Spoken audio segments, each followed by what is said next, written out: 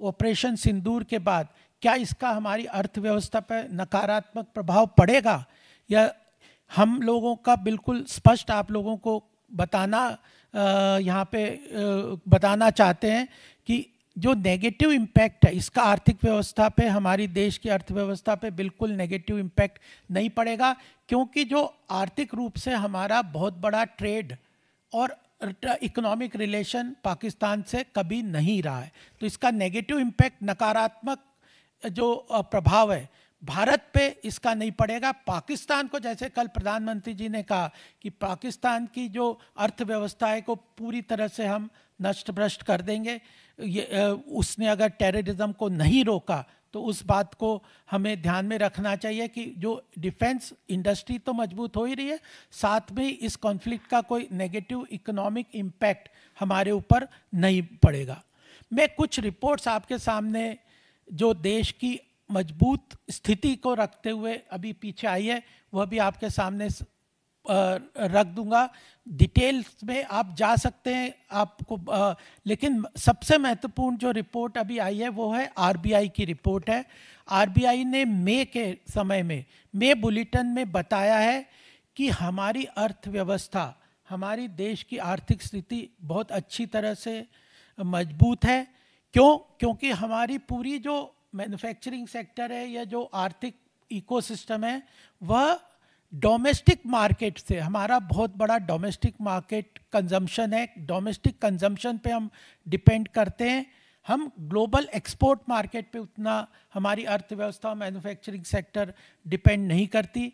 हमारा जो गवर्नमेंट का, अगर देश की अर्थव्यवस्था में एक बहुत बड़ा कंट्रीब्यूशन होता है कि सरकारी खर्च कैसा है, इंफ्रास्ट्रक्चर पे खर्च कैसा है, उनका वेरियस जन कल्याणकारी योजनाओं में कैसा खर्च है, स्टेट्स को किस तरह से वह ज़्यादा से ज़्यादा सहयोग राशि प्रदान करते हैं टैक्स कलेक्शन के रिसोर्सेज के माध्यम से, उसमें गवर्नमेंट स्पेंडिंग भी बहुत अच्छी तरह से तेज़ी से आगे बढ़ रही है। सर्विस सेक्टर ग्लोबली भारत का बहुत मजबूत है और बहुत अच्छी तरह से प्रोग्रेस कर रहा है। अभी एक रिपोर्ट आई है एचएसबीसी की कंपोजिट पीएमआई इंडेक्स, जिसमें सर्विस सेक्टर और मैन्युफैक्चरिंग सेक्टर का आपस में ग्रोथ के लेवल पे, एक्सपेंशनरी लेवल पे आगे बढ़ रही है या वह कॉन्स्ट्रिक्ट कर रही है, उसके बारे में कल ही एक रिपोर्ट आई है। तो उसने कहा है कि HSBC composite manufacturing and service index जो है वह 61.2 है, यानी एक्सपेंशनरी मोड में। सर्विस सेक्टर भी बढ़ रहा है, मैन्युफैक्चरिंग सेक्टर भी बढ़ रहा है। अगर 50 से ऊपर ये होता है तो देश का मैन्युफैक्चरिंग सेक्टर, सर्विस सेक्टर बढ़ रहा है। तो वह, और वहीं मैन्युफैक्चरिंग सेक्टर की जो फिगर है वो 58.3 है। आरबीआई के बाद मूडी की भी कल एक रिपोर्ट आई थी।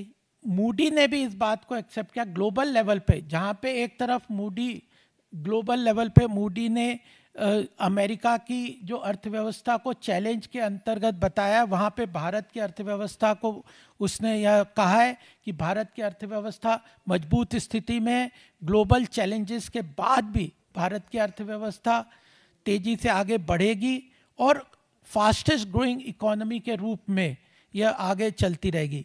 मॉर्गन स्टैनले ने हमारे कैपिटल मार्केट के लिए बोला है कि जो आज 81,000 का सेंसेक्स इंडेक्स है वो 2026 तक 1 लाख के लेवल पे पहुंच सकता है।